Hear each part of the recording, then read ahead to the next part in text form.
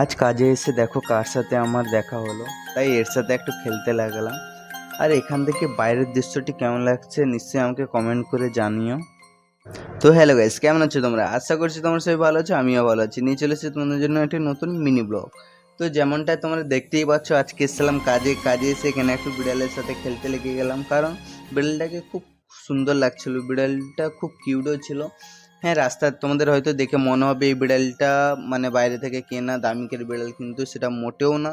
এই বিড়ালটা বরং রাস্তার ধারে ছিল, ওকে ওর মালিক রাস্তার ধারে দেখে ওই বিড়ালটাকে নিয়ে এসে বাড়িতে রেখেছিল, খুব যত্ন সহকারে রেখেছিল। বিড়ালটা খুবই পরিষ্কার পরিচ্ছন্ন ছিল, তো দেখতেও খুবই কিউট ছিল। তো ওই কারণে ওর সাথে একটু খেলতে লাগলাম।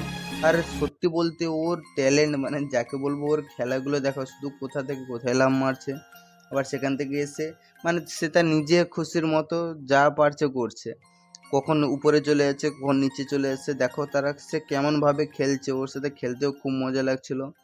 আর তাকে পুরো বাড়িতে খোলা ছাড়া আছে, সে যেখানে পারছে ঘুরছে, যেখানে পারছে বেডে গিয়ে ঘুমাচ্ছে, খাচ্ছে, যা ইচ্ছে হচ্ছে ওইগুলোই করছে।